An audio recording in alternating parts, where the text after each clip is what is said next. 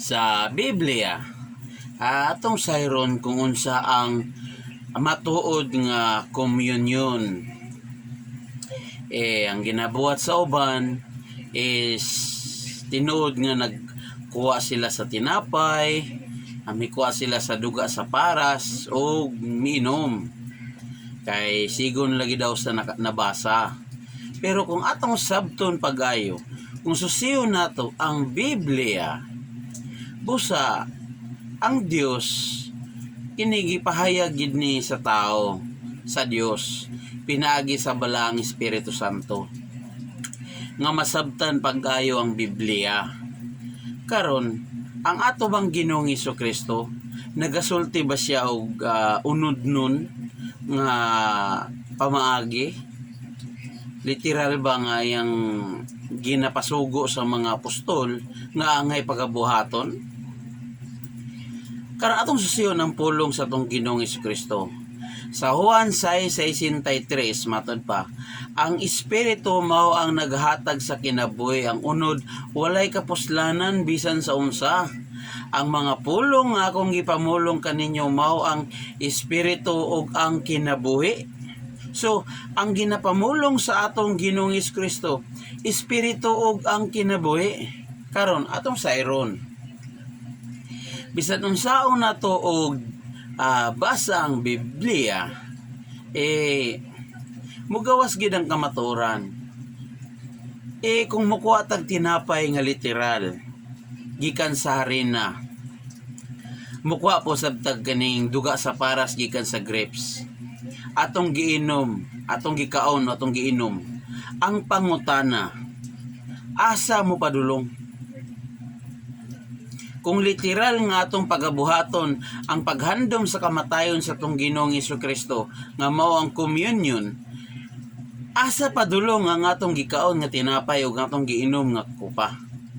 Matod pa sa Mateo sa atong Ginoong Hesukristo sa Mateo 15:17, wala pa ba kamo makasabot nga ang tanang nagasulod sa baba nagapadulong sa tiyan o ginasalibay sa hilit nga dapit? Matod pa sa atong Ginoong Hesukristo, wala pa ba kamo kasabot? Wa ba mo kasabot matod pa sa atong Ginoong Hesukristo nga ang tanang nagasulod sa baba magapadulong sa tiyan?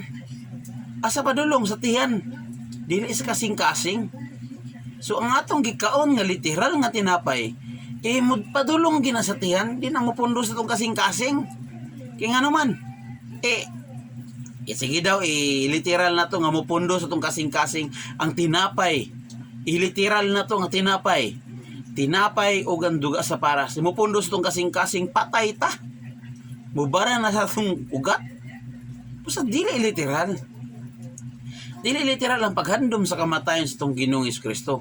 Kaya matod pa sa itong Ginoo nga wala pa ba kamo kasabot nga ang tanang nagasulod sa baba nagapadulong sa tiyan? Sa tiyan mo padulong, walay lain. Mukaon kag tinapay, mukaon kag minom kag grapes, padulong gina sa tiyan bisag kung saon nimo kay tao ta. Padulong gina sa tiyan o ginasalibay sa hilit nga dapit. Kalibang ra nato. So karon kung nikuha tag tinapay, nagbuhat tag tinapay, niinom nikaon tag tinapay, nikuha tag kaning kupa, niinom tag kaning duga sa paras. So asa padulong ang atong Kristo? Asa padulong ang lawas ug dugo sa atong Ginoong Hesukristo? Sa CR. Ito padulong. Busa ang pulong nga ginapamulong sa atong Ginoong Hesukristo is dili unod nun. Dili unod. Kundili Espiritu og ang kinabuhi ang yang ginapamulong. Kaya naman, ang ginapamulong sa atong Ginoong Hesukristo is gikan sa Dios nga Amahan. Gisulti ka na daan sa Dios, miski daan panaas kang propeta Moises, nga ang pulong sa Dios ibutang niya sa baba ni Kristo. Karon si Kristo ang anak sa Dios, magasulti siya sa gisulti sa Dios nga Amahan. gisulti ka na daan sa Deuteronomy 18:18. Gibutang daan sa Dios sa baba kang Kristo. Matod pa sa Dios nga kang Moises gisulti ka na nga usa ka manalagna nga sama kanimo nga akong pagabangonon sa taliwala sa imong mga igsoon ug ang akong pulong matod pa sa Dios ang iyang pulong ibutang niya sa baba nini nga manalagna kinsa man gi-explain ni Moises kung kinsa na gisulti na dito sa buhat sa mga apostol 3:20,22 si Jesus ang gipadala sa Ginoong Dios. So matod pa ni Moises sa 22 ug si Moises nagaingon sa mga anak sa Israel nga usa ka manalagna nga sama ka nako nga pagabangonon sa inyong Ginoong Dios. So ang atong Ginoong Kristo di ang gipadala nga ang iyang pulong gibutang niya sa baba sa atong Ginoong Kristo. So unsa ang kamaturan nga si Kristo Jesus wala nagasulti siyang kaugalingon kundi ang iyang ginasulti espiritu ug ang kinabuhi tungod kay gikan ng sa Dios sa Amahan ang iyang ginasulti. Mato pa ni Kristo ako wala nagasulti sa akong kaugalingon. Mato pa ni Kristo sa Juan 5:31 matod pa ug ako magpamatuod sa akong kagalingon akong pamatuod dili tinuod. Mato pa ni Kristo. Ito pangutanon ng Ginoo. Ginoo nga naman kay mato pa ni Jesus sa Juan 12:39 ang Amahan nga nagsugo kanako siya naghatag kanako usa ka sugo sa akong igapamulong ug sa akong igasulti. So insakto kay gisulti dito kang propeta Moises sa Deuteronomy 18:18 nga tagna nga si Kristo Jesus ipadala sa Dios nga Amahan aron siya magasulti sa gisulti sa Dios. So ang gisulti sa atong Ginoong Kristo dili unod kundi espiritu o kinabuhi. Mo kanayang ginapamulong sa mga apostol, sa mga unang Kristiyano. Subusa, ang atong Ginoong Kristo, siya mao ang tinapay nga nanaog gikan sa langit. Sa 6:50 sa Juan matod pa. Kini mao ang tinapay nga nanaog gikan sa langit aron ang tawo makakaon niya na og dili mamatay. So buot pasabot, ang atong Ginoong Kristo siya ang nanaog gikan sa langit. Ang tinapay nga nanaog gikan sa langit, ang tao nga makakaon niya na dili kuno mamatay. Karon literal ba kana nga tinapay nga dili mamatay kuno ang tao? Kung atong iliteral nga tao kana ang unod nun, posible kayo mamatay man ang tao. Busa ang buot pasabot niya ng dili mamatay, ang imong kalag dito sa impierno sa kalayo sa kamatayon. Mo kana ang dili ka mamatay.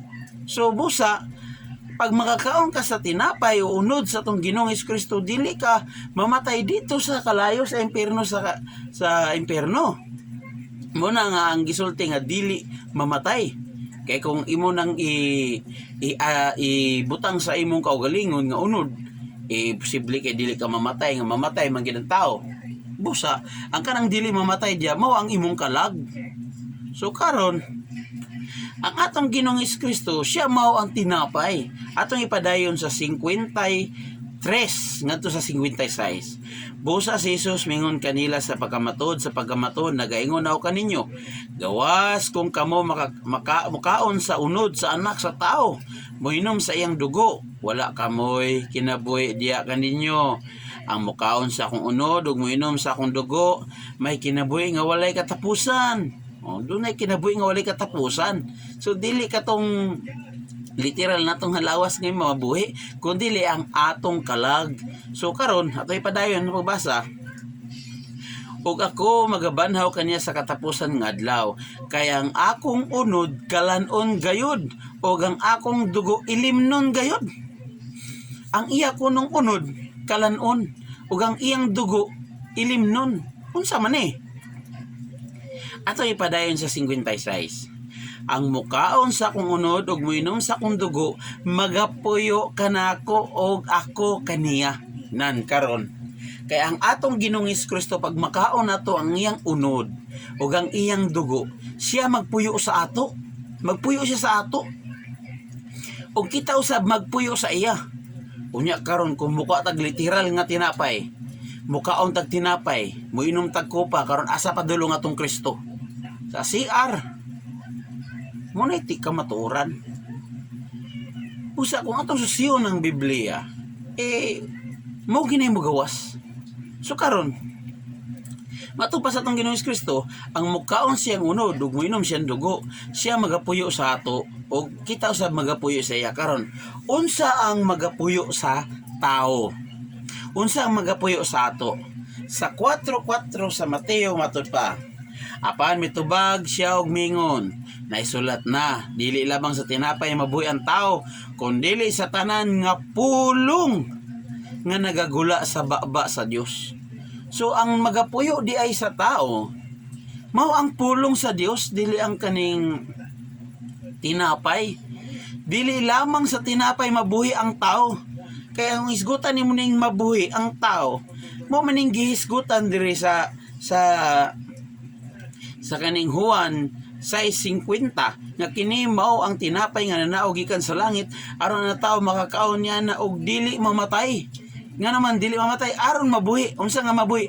Ang iyang kalag. Dili siya mamatay dito sa kalayo sa impierno. So busa ang giingon dinhi sa Mateo 4:4 nga dili lamang sa tinapay mabuhi ang tao. Busa dili gid sa tinapay nga literal nga tinapay, kundi sa tanan nga pulong nga nagagula sa baba sa Dios. Muna ang kamaturan. So karon, unsaon nato makaon? Kay pagkaon man, unsaon nato makaon ang pulong sa Dios? Matud pa sa Job 12:11, matud pa, dili ba ang igdulungog magaila sa mga pulong? Matud pa, dili ba ang igdulungog magaila sa mga pulong? Ingon nga ang lingag-ngag makatilaw sa iyang kalanon. So, ang pulong di ay sa Dios nga atong gakaunon, nga atong matilawan. Pagsulod sa atong igdulungog, magaila sa mga pulong pinaagi sa pagtilaw. Sama sa lingag-ngag nga nagtilaw ta og pagkaon. Sama na nakatilaw kag humba, nahibalo ka nga akin ni humba ni. Sama sa pagsulod sa pulong sa Dios, maila nimo ang pulong sa Dios. Busa karon, ang pagkaon nato mao ang pulong sa Dios. Dili literal nga tinapay. So, ang duha ka pagkaon sa Biblia, dunay kanya-kanya nga hinungdan. Kanang pagkaon sa tinapay sa Biblia, dunay kanya-kanya nga hinungdan, dunay literal, dunay dili literal. Busa, ang literal musulod sa dalunggan, musulod sa kasing-kasing. Dili lang kay musulod lang sa imong dalunggan, mula lang madunggan lang nimo, no. Musulod sa imong kasing-kasing, mao na ang magpuyo sa ato. Salmo 119 verse 11 matud pa, sa akong kasing-kasing ginatipigan ko ang imong pulong, aron dili ako makasala batok kanimo. Matud pa ni Propeta David nga ang sa iyang matupa sa iyang kasing-kasing kuno ginatipigan niya ang pulong sa Dios aron dili siya makasala batok sa Dios.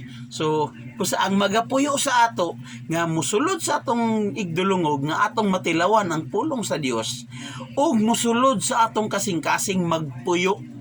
Bato pa sa atong Ginoong Kristo, bisan kinsang magakaon sa akong unod ug magainom sa akong dugo, ako magapuyo kanya ug siya magapuyo kanako. Busa ang katudayng unod ug ang dugo sa atong Ginoong Kristo mao ang pulong sa Dios nga mopuyo sa ato sa atong kasing-kasing. Busa ang sugo sa atong Ginoong Kristo mao kini. Juan 6:26, balik ta sa Juan.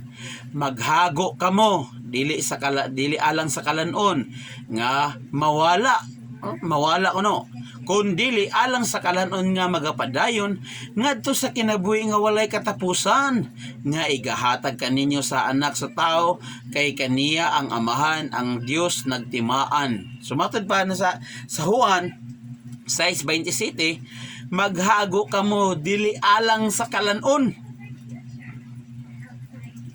Dili kuno alang sa kalanon, unsa man, kundili alang sa kalanon nga magapadayon ngadto sa kinabuhi nga walay katapusan.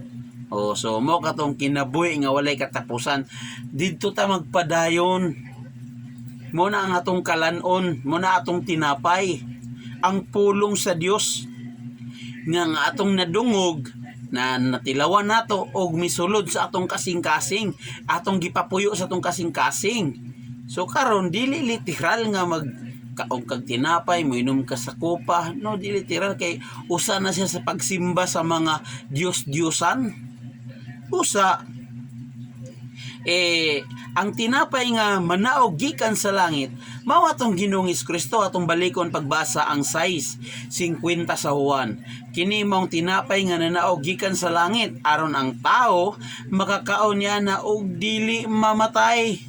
Dili mamatay kuno ang iyang kalag dito sa impyerno sa kalayo. Busa dunay communion sa Biblia pero dili sama sa ginabuhat sa uban nga literal nga mukaon og tinapay o moinom sa kopa nga na ilang ginabuhat. Pero sa Biblia dili nga na ang ilang ilahang communion. Unang Juan 1:1 ngadto sa 4 matud pa, ang kaniadto sukad sa sinugdan ang among hindunggan, ang among hingkit-an sa among mga mata, ang among nasudong, ang among nahikap, ang among mga kamot sa among mga kamot nahatungod sa pulong sa kinabuhi.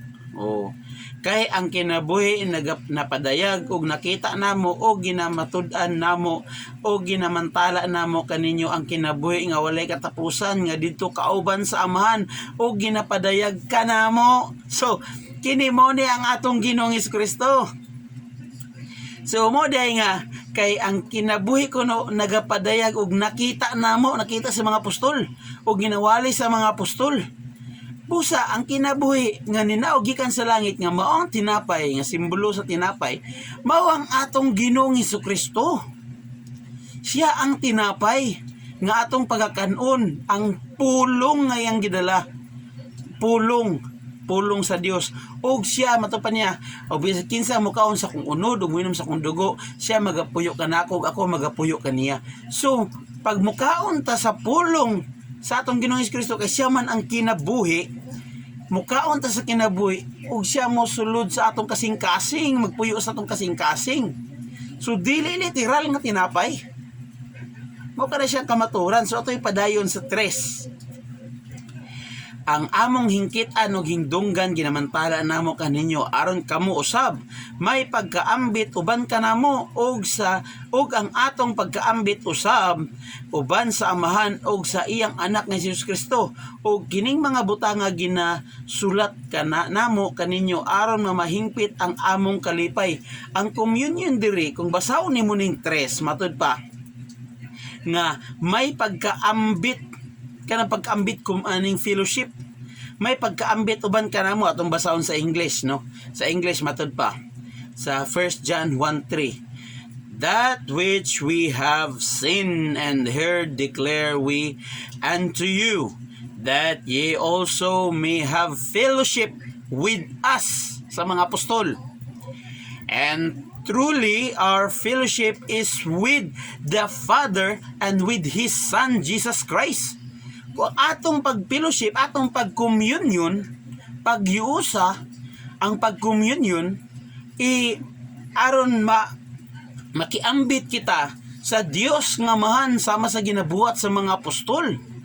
So, pusa, gisulti din sa 3 sa kaning Bisaya, may pagkaambit uban kanamo. So, ang mga apostol, nag-communion sila. May pagkaambit uban kanamo og atong pagkaambit usab uban sa Amahan og sa iyang anak nga si Ginoong Kristo.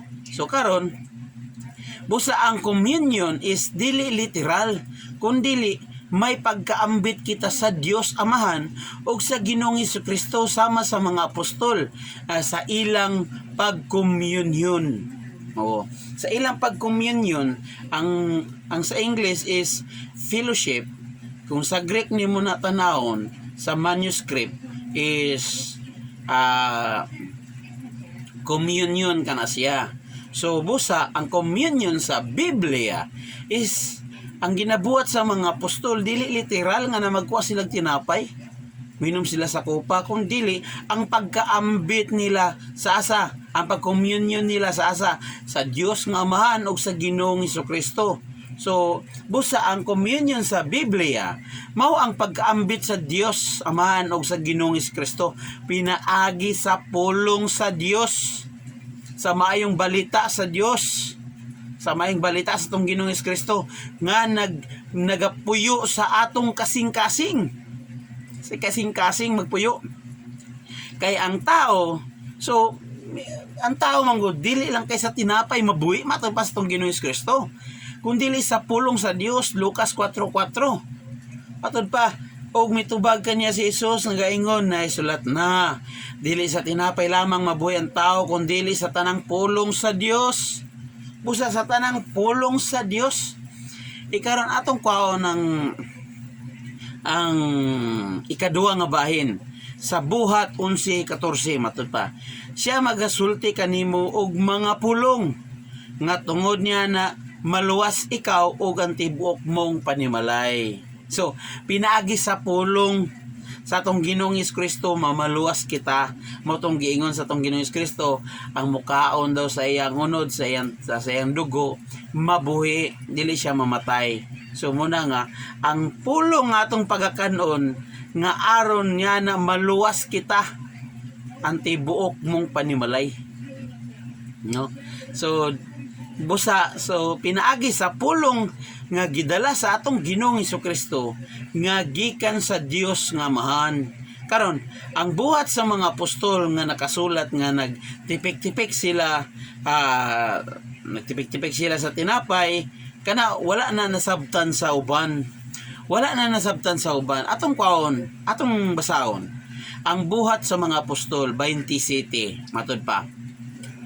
Og sa naunang adlaw sa semana, og sa nagkatigom kami, sa nagtipik-tipik sa tinapay, nagwali kanila si Pablo, kay buot siya mulakaw sa adlaw nga mosunod, og itaas ang iyang wali hangtod sa tungang gabi. Karon ang pangutana, literal ba ni nga nagtipik-tipik sila sa tinapay? Atong basahon pag-ayo, sabto na to.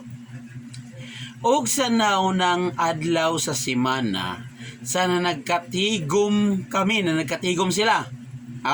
Sana nagkatigom kami sa pagtipik-tipik sa tinapay, nagwali kanila si Pablo. Ang pagtipik-tipik nila sa tinapay mo ang pagwali ni Pablo. Dili literal nga nagtipik-tipik sila sa tinapay. Sama ra sa gingon ni Apostol Paul nga sa unang Korinto 11:23, kay gidawat ko gikan sa Ginoo ang gihatag ko usab kaninyo nga ang Ginoong Hesus sa gabi mitugyan siya mikuag tinapay ug sa nakapasalamat siya gitipik-tipik nagmingon, kumuha kamo, kumaon kamo, kini akong lawas ginatipik-tipik tungod kaninyo, buhaton ninyo kini sa andumanan nako. Kana ba literal ba ang paghandom nga magtipik-tipik sa tinapay? Mo ba na ang gisunod sa mga ginabuhat sa mga unang Kristiyano? Atong sabton pagayo ang unang Korinto 11:23. Kay gidawat ko gikan sa Ginoo, si Apostol Paul nagdawat. Una-una sa tanan si Apostol Paul, wala pa sa panahong mga apostoles, sa 12 ka apostoles. Wala pa si Apostol Paul niya na. Sa diyang nanihapon si Kristo, uban ang mga 12 ka apostoles, wala pa si Apostol Paul atong mga panahon na. Doon ay gihatag ni Kristo sa mga apostoles.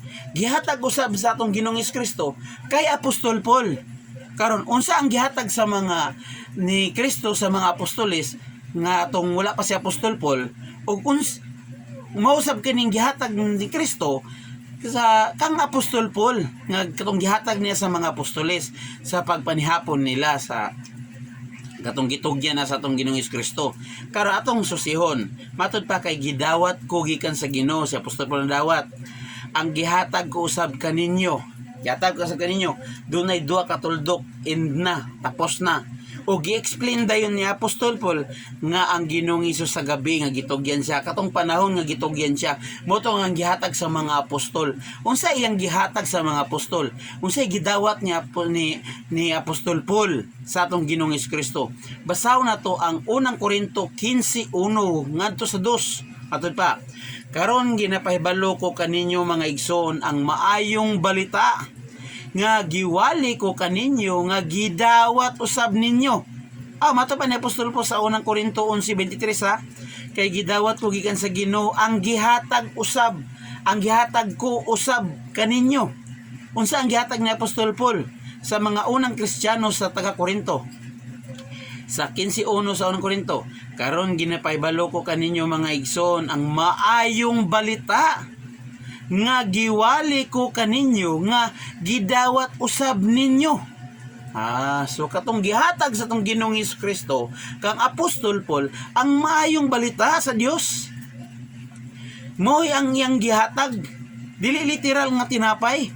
Kay atong ibutang karon kung gidawat ni Apostol Paul ang tinapay o ang kupa, ay ko inarugar ni naog si Kristo pagbalik kay naggihatag niya kang Apostol Paul ang tinapay o kaning kupa.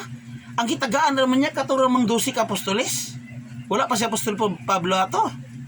Subusa ang gihatag ni Apostol sa tong Ginoong Kristo sa mga 12 ka apostoles sa tong panahon nga wala pa si Apostol Paul nga mausab ang iyang gihatag karon kang Apostol Paul ang maayong balita sa Dios di ay dili literal nga tinapay. Busa matod pa sa kaning buhat 27 mato pa ug sa naunang adlaw sa semana sa nagkatigom kami sa pagtipik-tipik sa tinapay nagwali kanila si Pablo. Ang pagtipik-tipik sa tinapay mo ang pagwali ni Pablo. Mao ang ilang pagtipik-tipik sa tinapay dili literal nga nangaon sila tinapay. So muna siya. So karon kay ang gihatag sa atong Ginoong Kristo dito sa mga apostoles, sa 12 ka mga apostoles sa wala pa si Apostol Paul, mao sab yang gihatag kang Apostol Paul karon. Ang iyang gihatag mao ang maayong balita sa Dios. Unang Korinto 15:1 ngadto sa 2, atong basahon ng 2, nga pinagi usab kaniya nga mga luwas kamo.